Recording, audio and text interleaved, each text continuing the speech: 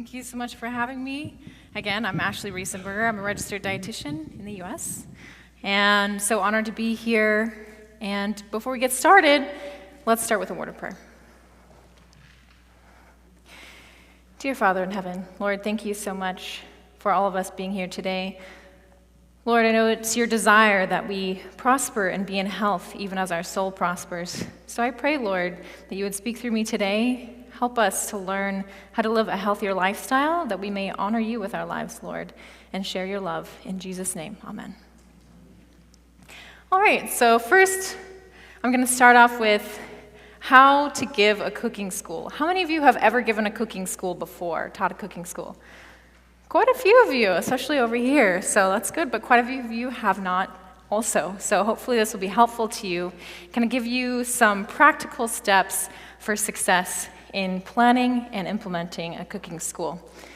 So my background is kind of in the diabetes realm. I worked at St. Vincent de Paul in the States, in Arizona, for 2.5 years. They have their handouts in your book. Yes, you do have a handout in your book, and it has kind of the framework here that you can take notes on. So if you'd like to pull that out, you can take notes as well. So I worked at St. Vincent de Paul and taught classes on diabetes prevention and management for about 2.5 years before I got my dietitian credential. And in the process, I had the opportunity to teach a lot of cooking demos, filmed and unfilmed, and in a variety of different audiences. So hopefully I can share some of the things that I've learned along the way to help you. So the framework that I've organized here is 4 steps to help you succeed as you're preparing a cooking school. And it's the OOPS method. And hopefully it will help you to avoid an oops in the future when you're planning a cooking school. Because if you're not thinking about things in advance, a lot of times it can feel like, oops. Because as you can see with the cooking school, some things need to be prepared in advance before you even start. And there's a lot of things that you need to think of before you even get started. So step 1 is outline. Step 2 is organize. Step 3 is practice. Step 4 is showtime. And I'll kind of delve into each of these different categories as we go. So step 1, with outline. The first question that you need to ask yourself is, who is my audience? Who am I actually going to be teaching this cooking demo to? What is their age, their sex, their religion? What is their kind of background with spirituality? Where are they at? What is their culture? What culture is important to them? When I worked at St. Vincent de Paul, it was primarily Hispanic Latino culture. So I had to kind of shift my recipes to kind of go in that direction and help them to learn healthy ways to cook recipes that have been in their families for generations. Occupation, what kind of job do your participants have? What is their socioeconomic status? At St. Vincent de Paul, a lot of our patients were lower socioeconomic status, so I couldn't, bring in some exotic ingredient from the Swiss Alps that they would not have access to. A lot of times I was using ingredients that were readily available from the food pantry, ingredients that they could pick up there at St. Vincent de Paul. What are their interests? What are some things that they like to do? What are their health challenges? And this one's really important too, because if you've got people who are concerned about heart health, you may want to gauge it more toward heart health. If you have people who are concerned with gut health, maybe you want to focus more on that. So find out what are some of the things that they're interested in, that they want to overcome with health challenges, and topics that they would benefit from. And once you understand your audience, the next steps are going to be a lot easier because you'll have an idea of what's going to be directly focused for them. Next, you want to ask yourself, where is the demo going to be delivered? What kind of tools or resources are you going to have access to? Will you have running water? Will you have electricity? I've been in situations where we did have those things and situations where we did not have those things. And so you have to plan ahead, because if you're going to have a recipe that requires a blender and you don't have electricity, you're going to be in trouble. So do you have internet? So you can have a presentation with your cooking demo if you want to do that. Do you have tables, chairs, a microphone, a projector? Do Do you have a kitchen or kitchen tools that you have access to? Do you even have access to the food? Who's going to purchase that? Are you going to be the one who purchases it, or is somebody else going to do that? And once you outline those things, that will help a lot as you prepare. What is the budget? How much can you actually spend on food? And not only what is your budget, what is going to be your audience's budget? That's a huge thing to consider. And potentially, if some of those tools or foods won't be available at the location you're going to be giving the cooking demo, are you going to transport those, and how are you going to transport those safely? And how many people are going to attend? Are you going to have a class of 20 teenagers, or are you going to have a class full of 100 employees from a big company? Your approach will be different depending on what that looks like. And what theme will suit my audience best? What are their nutrition concerns? Last summer, I had the privilege of teaching a class of preschoolers when I was at St. Vincent de Paul. And the way that I approached that class was very different than when I taught the adults who were struggling with type 2 diabetes and how to manage that. For the little kids, we had them, we actually chopped up pieces of watermelon for them to decorate as like watermelon pizza. Simple, easy, healthy, and they can follow along. But for the adults, I did not have them do something like that. It was more of something that's connected with their culture that they could connect to and cook in their own kitchen and be proud of. So what theme is going to suit your audience? Maybe there's a lot of times there's national holidays, or there's a theme for a month. Like maybe it's Heart Health Month, or maybe the theme for the organization is reducing sugars or getting more activity. So focusing on those things, like I had to give a presentation for the employees in the organization that I was part of, and they were interested in hydration. And how can we make sure to stay hydrated? Where I'm from is Arizona, where it gets up to 120 degrees Fahrenheit during the summer, and that's really, really hot and dry. And so a lot of the people that they were helping were getting dehydrated, and they wanted to figure out how can we actually eat in a way that's hydrating for us. So that's kind of the way that I took my presentation, is what are some really hydrating foods that you can include in your diet, and here's a recipe that you can make. The next step, once you have all these questions answered, is to choose your recipe. This is very important as well. There's lots of different places that you can find recipes. Some of my favorite places are honestly Google, Instagram. There's a lot of influencers out there that are putting out really great recipes, and they even show you how to make it before you show other people how to make it. So that helps. You have to consider all the questions that we just asked ourselves when you're picking out your recipe. How complicated is it going to be? Is it going to be something that your audience can do? If you pick a recipe and you go home and you make it and you find that it's really, really hard for you, chances are it's going to be hard for the people that you're teaching as well. So it's really good to, once you pick your recipe, go home and actually do it. Because then you have the experience doing it before you teach it in the cooking demo. And you have the opportunity to kind of see, you know what, the recipe calls for half a cup of water, but I think it actually needs a cup because this is too dry. Or, it called for half a teaspoon of salt, but I honestly don't think it needs any. It's salty enough. So those are some things that you can honestly only determine once you're actually doing the recipe. You want to consider the tools, location, all the things that we just talked about as you're picking that. So, and samples as well. It's really, really common to give out samples when you're doing a cooking demo. And after I give you the 101 on how to do a cooking demo, I'm going to demonstrate one for you. And yes, there will be samples at breakfast that you can expect. So who is going to make the samples? If it's a big audience like we have today, is it going to be just you? Are you going to have a team of people to help you? Is there a kitchen staff to help you? I did a cooking demo at my old job where it was focused on the employees, and the kitchen staff said, hey, we're just going to make your recipe for everyone for lunch that day, which made it really easy on me because I didn't have to make 300 portions of black bean chili for everyone. So who's going to help you out? Do you need somebody to help you as you're teaching the cooking demo, or is it going to be simple enough for you to do on your own? After you pick your recipe and after you give it a try, you may be thinking, I may need to make some modifications. Maybe it's not as healthy as you were hoping it would be. Maybe there's some things that you can change. Maybe it's a little bit harder. Maybe you can make it easier.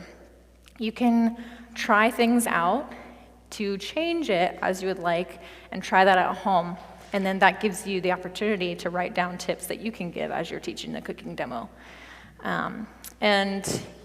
For instance, if you have a recipe that it calls for a lot of eggs, and you're thinking, I don't know, my audience may not want all the eggs. They're trying to do plant-based, and they're trying to watch their cholesterol and their saturated fat. I think I'm going to swap it out for an egg replacer. So you can go online and say, okay, what are some common egg replacers? And you'll find a list of things that may be appropriate for the recipe. And you can try it at home and see if it works.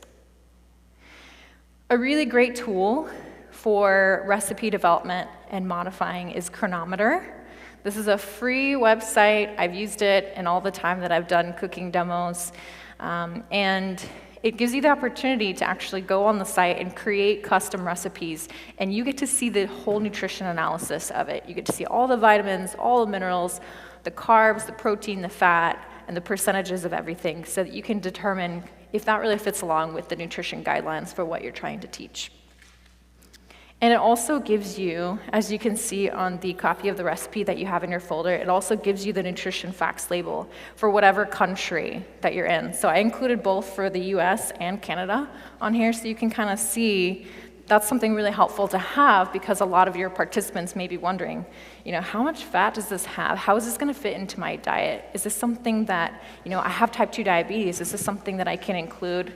How much of it should I eat? So that can give some really good information to your participants if you include that.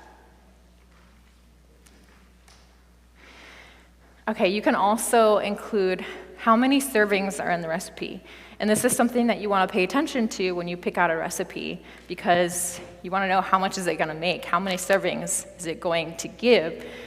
So is the recipe going to make 20 cookies, or is it going to make 10 cookies? People are going to wonder how much it's going to make so that they can plan in advance, and also so that you can show how much nutrition is in each serving. So you have the opportunity to do that on the website as well.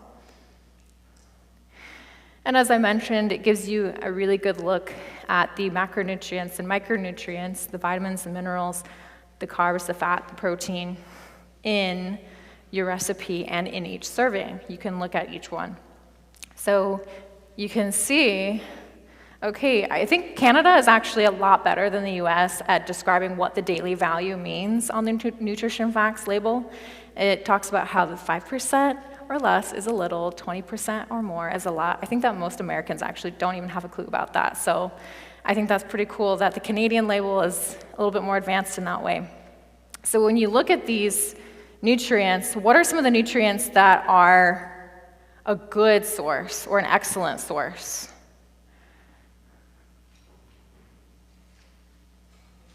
On the screen. What is there an excellent source of in this recipe? Calcium is only 7.2%. So it's not bad, but it's okay. No, sorry, there's a little decimal. It may be a little fuzzy. But copper, I heard copper. Copper is 19.1%, so that's pretty good.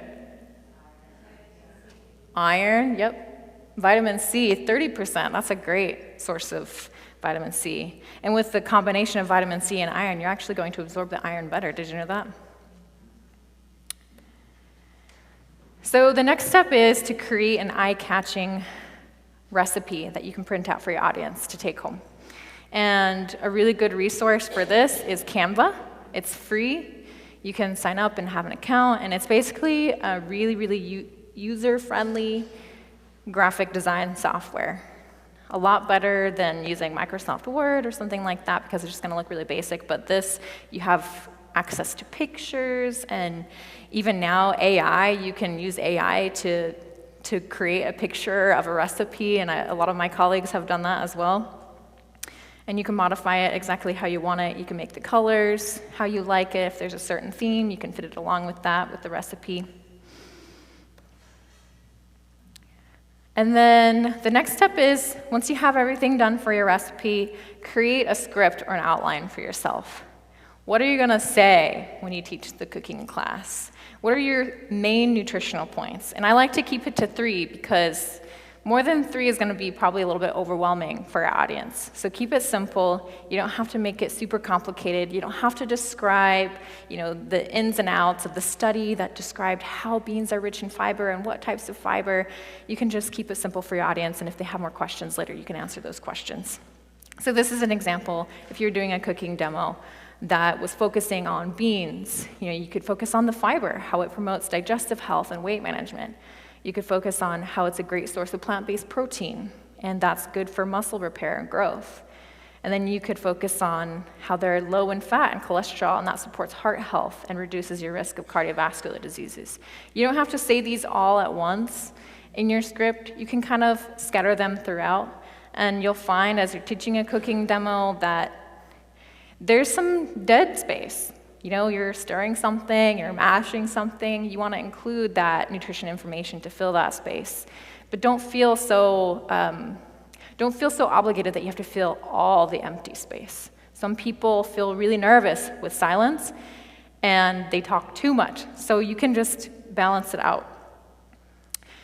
Some of the things I mentioned earlier, make sure that you request in advance the things that you're going to need for the cooking demo. If you need a microphone for people to hear you, make sure that you let the place know where you're going. Tables, if you're going to need assistance, tablecloths, are you going to need an extension cord if you have something like this blender here, or maybe a hot plate that you're going to use to cook in front of the audience? Are you going to need an extension cord to actually be able to plug those things in? Trash bins. Make sure that if you're going to test anything as you're cooking the cooking demo, that you have spoons that you can test it with, because you don't want to just be like, that sort of thing. You want to keep it, hygiene, keep it clean. Okay. With your script, with your outline, just stay positive, stay upbeat. This is fun. You're teaching a cooking demo. Keep people engaged. If you're having moments of silence, prepare what you're going to do. Are you going to fill a space with the nutrition information? Are there some other fun facts you're going to share? Plan for questions that your audience might have. What are some of the most common questions you might get? Like if you're teaching a cooking demo about beans, what do people commonly worry about when it comes to beans? Like I've had people ask questions, are beans okay for me to eat when I have diabetes? I know that they have carbs in them, but I know that they have protein. What's the deal with that? So maybe they have questions about something like that. Ask yourself what you don't know. What do you not know about the food that you're cooking, about the recipe, and try to make sure that you do know those things by the time you're cooking the class, or teaching the cooking class. And then bring in the tips that you learned while you were cooking the recipe at home and add those into your script. And it helps you and your audience to feel more confident that, okay, yeah, she's made this before, he's made this before, she knows what she's doing, he knows what he's doing. Okay, lists. I'm a huge list person. It helps me to stay organized. So a list of how much of each ingredient you're going to need for the demonstration. If you're going to be feeding a lot of people samples, how much you're going to need, how much of the recipe are you going to need to make to feed everyone?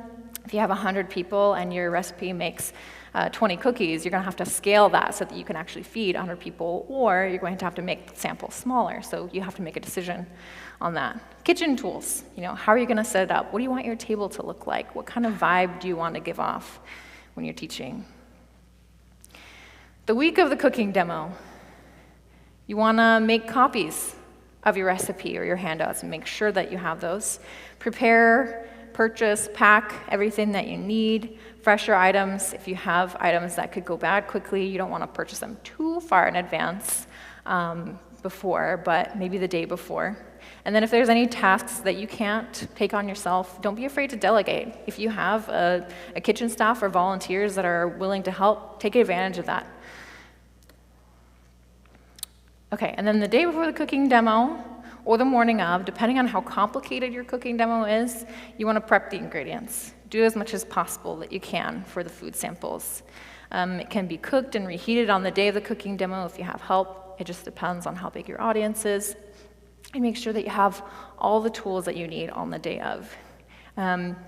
A lot of times when you think that you have everything you need, then you're like, oh yeah, I need a tray so that I can show everybody how to actually put the cookies on the tray. I didn't really think about that until the day of, so actually planning in advance can help make sure that there's a less likelihood of you forgetting anything. Being aware of food safety is also important. The temperature danger zone is considered 40 to 140 degrees Fahrenheit, or if you're looking at Celsius, it would be 4 to 60. And you shouldn't leave food out that's vulnerable more than 4 hours in this temperature. Food that's vulnerable would be anything that's cut, cooked, anything that's like eggs, milk, anything that's been opened that should be in the fridge, like yogurt, things like that. You don't want to keep it out for more than 4 hours because the risk of contaminants or bacteria growth is a lot higher at that point. And hand washing is going to be important, and glove use if you're preparing the samples or preparing things up front. Making sure that your hair is pulled back, or that if you have shorter hair, you keep it back, and your nails are cleaned. And making sure that you prepare serving utensils or tasting spoons, as I mentioned earlier. Okay, step 3 would be practice. Have you tested your recipe? Have you made the modifications? Are you using your script or your outline? Have you timed yourself presenting and how long it's going to take? Did you make any modifications based on if it's too short or too long? And did you ask for any constructive feedback from somebody objective? When I was at St. Vincent de Paul, it was really great because my supervisors would often be sitting in the class and they could give me feedback like, hey, you might want to try things a little bit differently next time you may want to do this, and so you can get good feedback from people around you. All right, step 4 is showtime. So you've done all of your footwork to prepare, and now is the day, and you're going to teach your cooking demo. You want to make sure that you're wearing appropriate clothes for the occasion. Now is not the time to wear long, flowy sleeves, because you're going to be, getting into the ingredients and the recipe, and if you have the long sleeves, it's just going to be a mess. So make sure that you don't do that. And if you want to look nice, you want to look professional, but if you're wearing like the really tall high heels, you may start to hurt after a while of standing up in front with them. Just be considerate of the environment that you're in and what your audience is expecting. Are they expecting like the apron and the whole chef look, or is it more casual?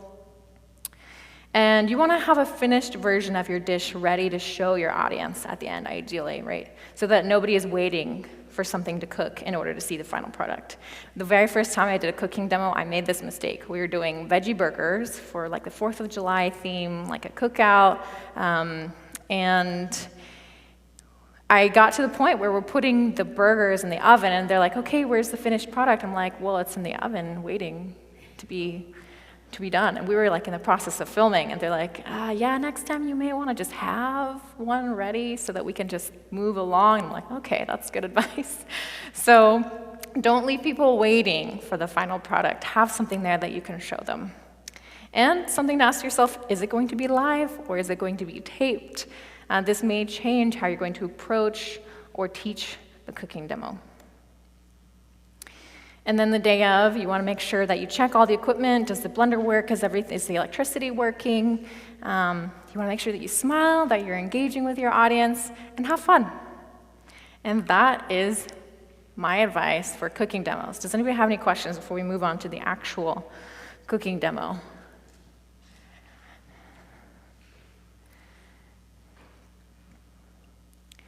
If you have any questions.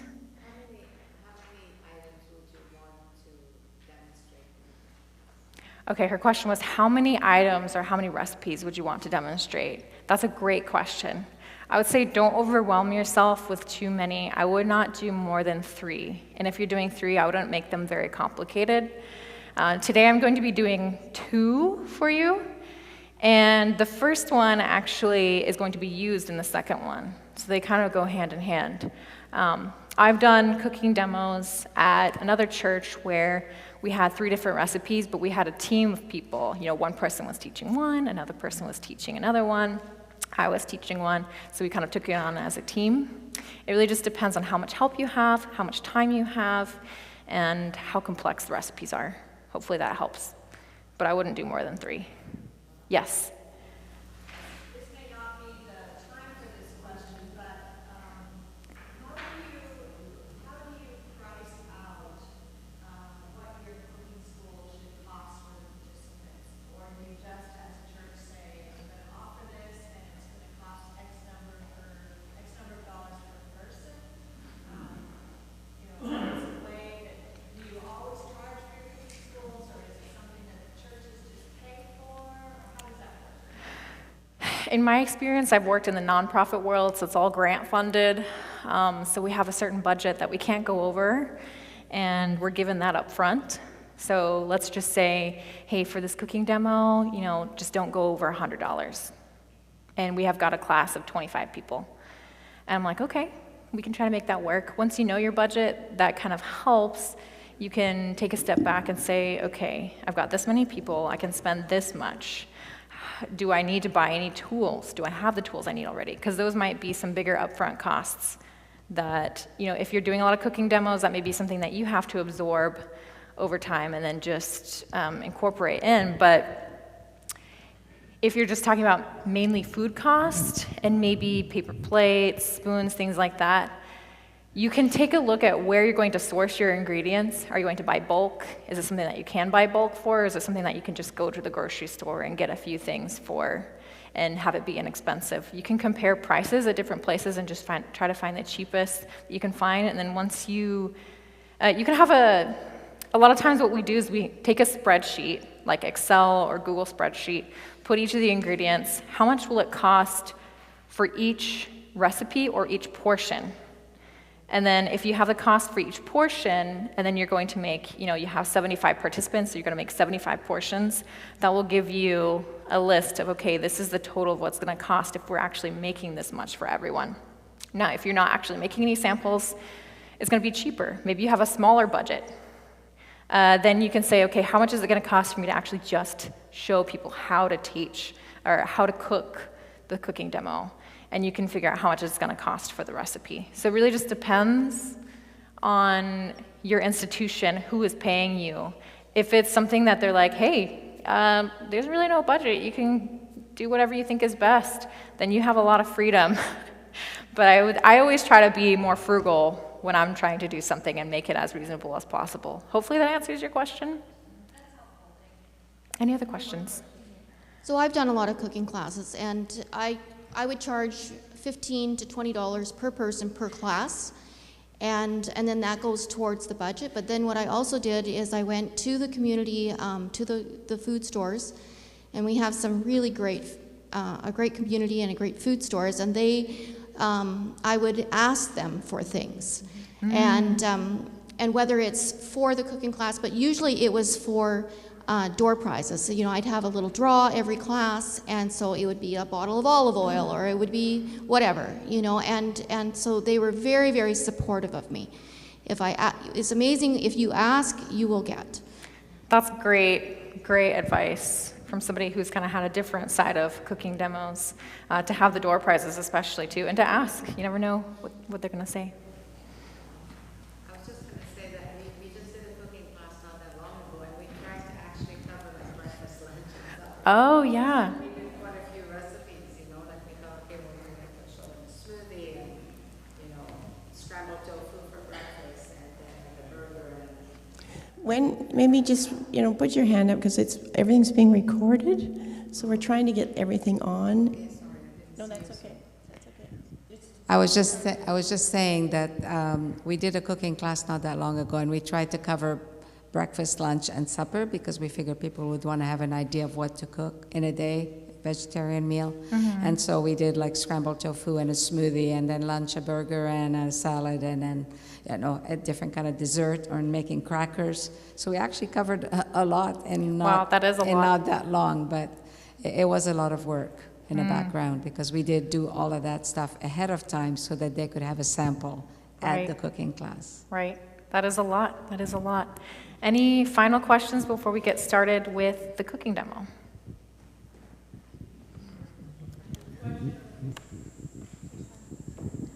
So I just wanted to say I've done quite a few cooking classes, and of course recently the price of our groceries has gone skyrocketing, right? Something I learned from Diabetes Undone, actually, is if you have someone that's a good videographer and you're doing the same demos for the same class that you've developed, is use that demo for, instead of going and buying those things again, it saves you a lot of time. So then really all you have, if they're well done, all you have to do then is create the sample. Because it's a lot of work, you know, in your kitchen, you're making your samples, you're measuring out your demo, and then often you have one that shows the finished product, because you're in the kitchen all day before the cooking class, right? Exactly. That's another way of doing a cooking class. If you want it a little bit more hands-off, that is an option. Thank you for sharing. All right, shall we get started with our cooking demo? All right, so hello everyone and welcome to the kitchen. Today we're going to be delving into the world of healthier sweeteners. And we're going to be making our own date paste. And then we're going to be taking this golden gooey goodness and putting it into some healthy breakfast cookies. So oftentimes when we think of cookies, we don't think about having it for breakfast, but this is something that is definitely a dietitian approved, and I think that you'll love it. So we're going to get started with our dates, nature's candy. Before we get started, you're going to need for this recipe boiled water. My favorite method of doing that is the electric kettle. It's just so convenient and easy. You push a button and then it boils the water for you. You can boil it on the stove. You could heat it in the microwave if you wanted to. There's lots of different ways. You want to take a cup of that hot water and pour it over a cup of dates. Now, depending on what dates you've gotten, they may or may not have seeds in them. You want to remove the seeds before you soak them. And just make sure that there's no seeds left in there because you're going to be blending this after you let it sit for a while. So these dates and the hot water have been sitting for quite a while. The recipe says an hour, but just kind of depending on the softness of your dates, you may be able to get away with doing even as little as 15 minutes. So dates are really great because they're a natural source of sustainable energy. They have sugar, but they're paired with a lot of other nutrients like fiber, vitamins, minerals, and just 4 dates actually gives you 1 milligram of iron. Something that a lot of people who are focused on getting their nutrients from plants, they worry about nutrients like iron. And dates, just 4 of these gives you 1 milligram. Now, for a person, you might need anywhere between 8 and 18 milligrams in a day, depending on what kind of person you are, male, female, menstruating or not, pregnant or not, but that's a great start for getting that nutrient. It's also an excellent source of copper and potassium, which are important minerals for your body, and you're gonna get actually 7 grams of fiber in just 4 dates, which is really important because most people in North America in general are not getting enough fiber. I actually saw a statistic just yesterday that less than 3% of people get the recommended amount of fiber every day in both Canada and in the US. It's pretty wild. So this can really help you to get enough fiber in your day. For women, you're gonna be looking at around 25 grams of fiber a day. For men, at least 38 grams of fiber. All right, so how long, this is a question for you guys, how long can you actually keep dates in your fridge and have them be fresh and healthy and safe? A long time. How long is a long time? A year is actually the recommended amount of time, and that's pretty wild because dates, did you know that they're considered a fresh fruit? They're not actually processed to be drier. They're just like that naturally. They are one of the lowest moisture content fruits in existence that comes from the date palm tree. Once they're matured or ripe on the date palm tree, they're gonna look like, basically like big raisins. And so they're just kind of naturally like that, naturally dehydrated. So it's pretty cool. They're considered a whole fresh fruit, which makes this really great when you're adding them to recipes because you're sweetening it with a whole food instead of something that's been processed or refined. All right. If it's room temperature, if you're keeping the dates like on your shelf or something like that, they can stay for up to 3 months, ideally, and be healthy and safe. So you're going to want to let these soak for a while to soften them up. It's going to make them easier to blend and less risk of big chunks when you blend it up together. So if you have a high-speed blender, as I mentioned, you could probably get away with just doing about 15 minutes. So the first thing we're going to do is actually just pour this, water and all, into your blender. So you're not missing out on any of the nutrients as you're soaking. Sometimes people, when they soak things, you're soaking it and then you're pouring off the water, but you're actually pouring some of the nutrients down the drain as well. So we're retaining everything as we're blending it up today. And the next thing you want to add is just a teaspoon of lemon juice. I like to do fresh squeezed, and we've got our teaspoon right here, so we're just going to pour that in here. And that's really all you're going to need for this part of the recipe. For the date syrup, you're just going to blend that up. And we're going to do that now.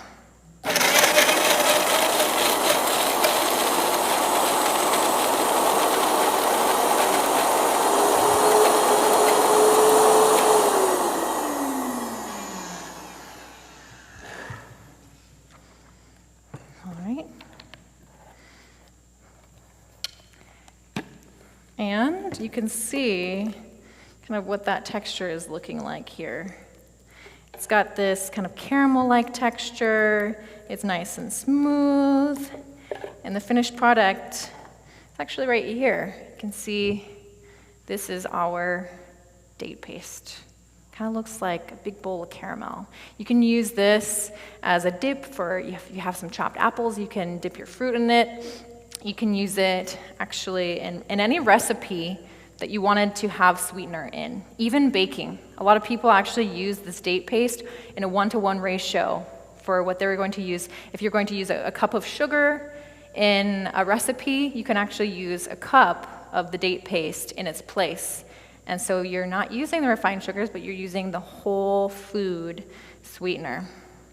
And did you know that dates are actually considered a low glycemic index food?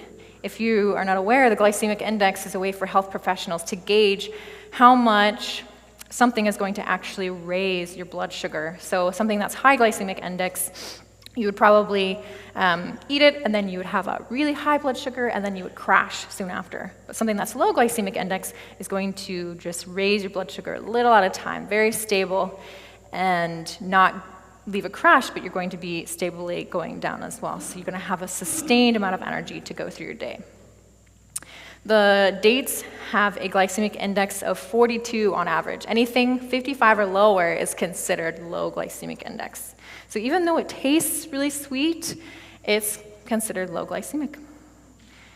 I know we all know that reducing added sugars is important, but for you, how much percentage of your daily diet should actually be added sugars?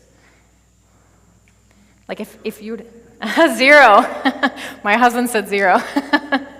But what would be like the maximum that the health professionals recommend that you should include of added sugars in your day? What was that? Anyone want to throw out a number? 10%. Actually, in the US, it is 10%.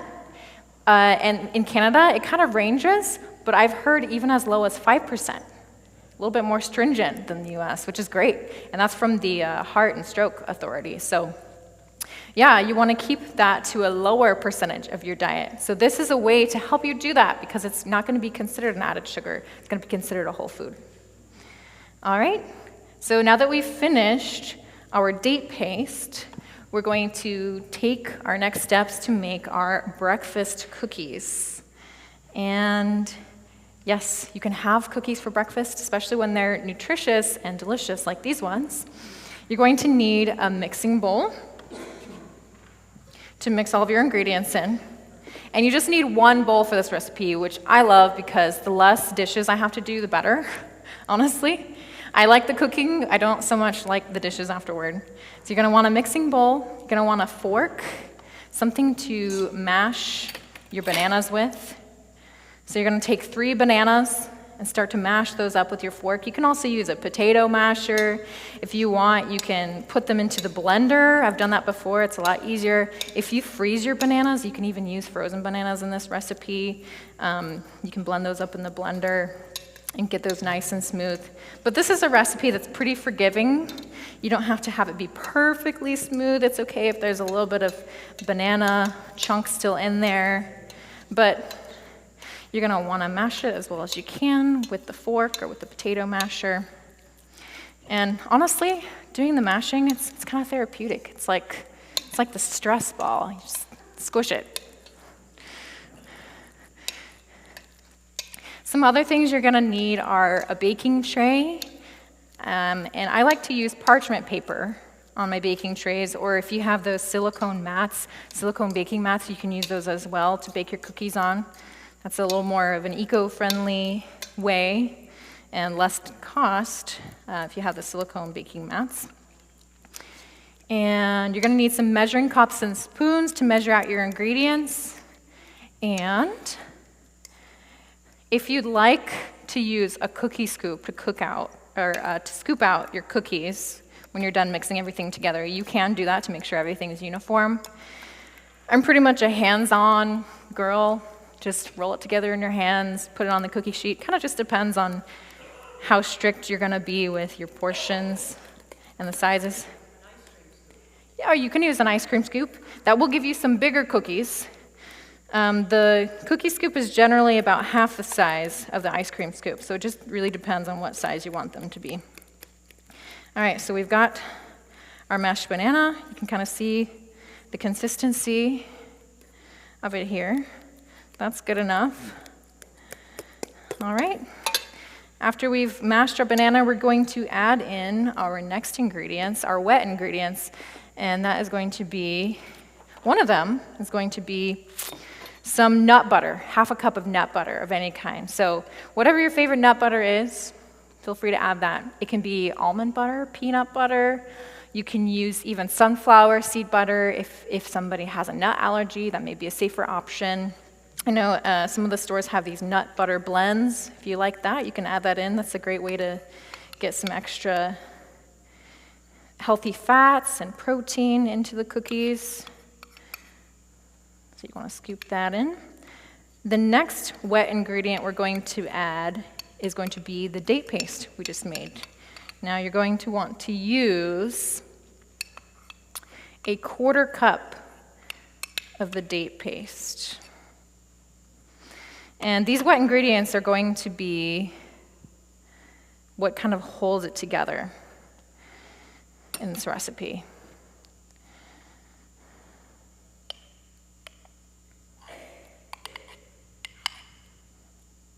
All right. So those are all of the wet ingredients you need. You're going to want to kind of stir that together and mix it together well before we add our dry ingredients. And the dry ingredients are going to be the easiest part. If this is something that you like and you want to make at home, you can actually prepare the dry ingredients in advance and kind of mix them together and just keep them in maybe a glass jar or a bag somewhere, kind of like your own little pre-mixed cookie blend. And then when the time comes, you can just prepare the wet ingredients and then pour all the dry ingredients that you've already pre-portioned into there. But the first dry ingredient we're going to add are rolled oats. Now, if you have a gluten intolerance or gluten allergy, you're going to want to find gluten-free certified oats. And oats are a great source of soluble fiber, which is great for gut health, it's great for heart health, and it's also great for lowering cholesterol levels. I remember when we were in classes for dietetics, it's like, what can't fiber do? Really, it's just so good for a lot of different things in your body. The next dry ingredient we're going to add is all of our seeds. Now, this is really the powerhouse of the recipe, I think, because these seeds are going to be a great source of 3 really essential things in a plant-based diet. One is omega-3 fatty acids. Can anybody tell me what omega-3s are good for? Yes, good for the heart and the brain. I heard both. Yeah, so they're going to be a great source of those nutrients. Now, actually, even just one cookie is going to be enough omega-3 for your entire day for one person. So that's pretty awesome. Another thing that it's going to be good in is protein. Each cookie is going to have 11 grams of protein. That's actually as much as some of the protein bars out there. So that's pretty cool as well. And another nutrient that we've already mentioned in this presentation is iron. So we've got chia seeds, hemp seeds, flax seeds, and pumpkin seeds that we're going to pour in, as well as a pinch of salt. We're just going to add in for a little flavor. And you're going to mix all of that together. Now, just one cookie is going to provide 3.5 milligrams of iron, and that's going to be around 20% of your daily value of iron, which is pretty significant for just one cookie, especially if you're somebody who maybe has struggled with anemia in the past and you're trying to be very conscious of your iron intake.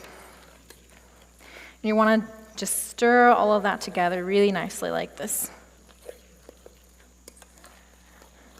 Now, you want it to be moist, but not so moist that you can't actually handle it with your hands. If you're noticing it's maybe a little bit moist, like right now I'm thinking this is maybe not the perfect texture that I want it to be, you can actually take a little bit more of the oats and add that to the recipe. And you're going to want to do a little bit at a time, so don't overdo it because you're going to have to compensate with more moisture at that point, so you don't want to do that. So I'm just going to add a little bit and see if that changes things a little bit.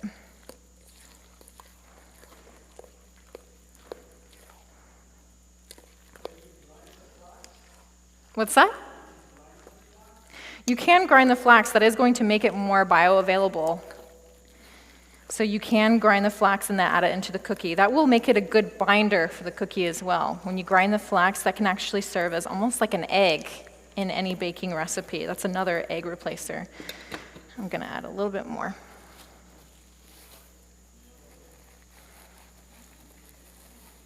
If you're going to use ground flax, I would grind it yourself.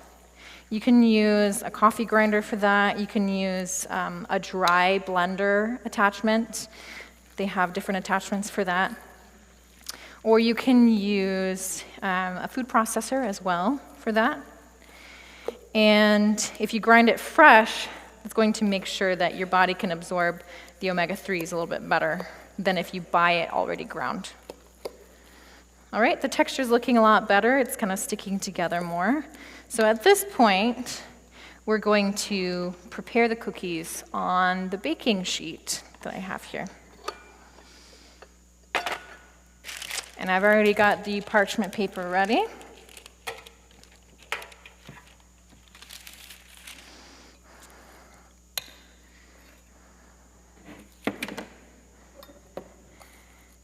And you can use a spoon if you like. You can use your hands. Don't worry, these aren't the ones you guys will be eating. If you'd like, you can use the fork to kind of flatten it down a little bit. And there you have it.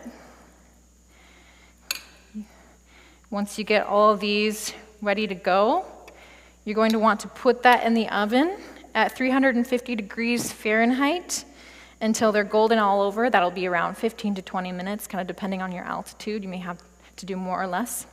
But you can keep an eye on them and just see how they're doing. If you lift up the bottom of it with a fork and kind of see underneath, it's got a little bit of gold on it, it's done. All right? And there you have it. Healthy, nutritious breakfast cookies that you can enjoy with a whole food, healthy plant-based sweetener. Thank you so much for coming. Now, there will be samples of the cookies available for you at breakfast, so make sure you give it a try and see how you like it. Thanks, Ashley. That was great. Any other questions? Oh, I should have stayed in the back.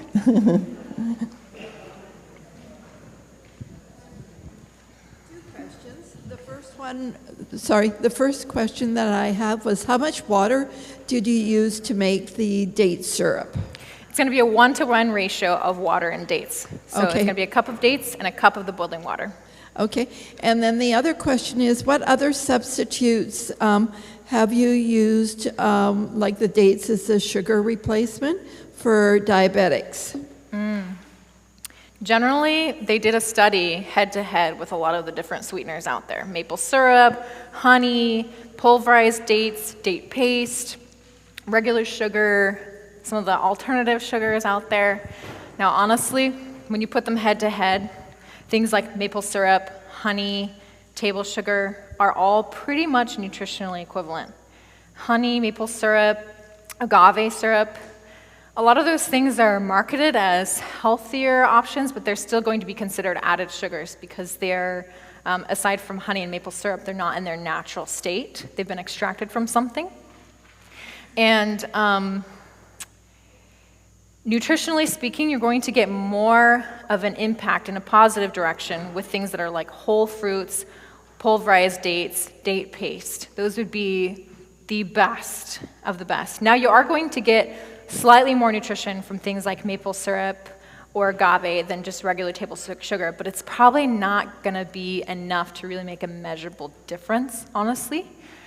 Things like, I'm trying to think of the name of it.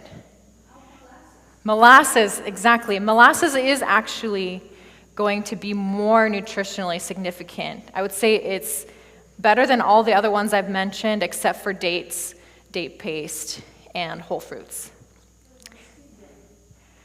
Okay, so, it hurts me to say it, but there's a lot of research, especially recently, about a lot of these alternative sweeteners.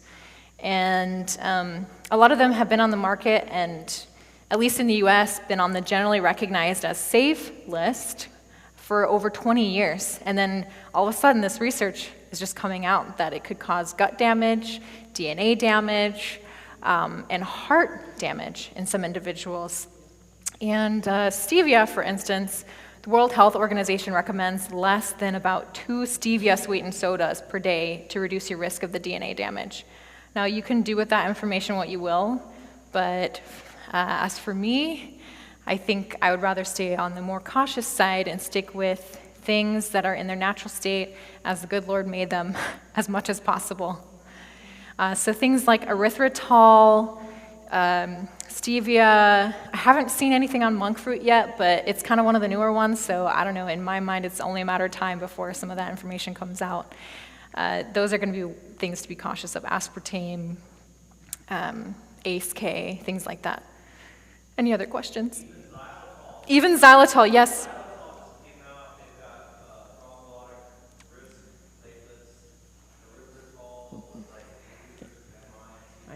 Yeah, you may have seen the xylitol sweetened gum out there. I used to chew it all the time. Just this morning, my husband was telling me that now there's a study about that one, so unfortunate. Yes?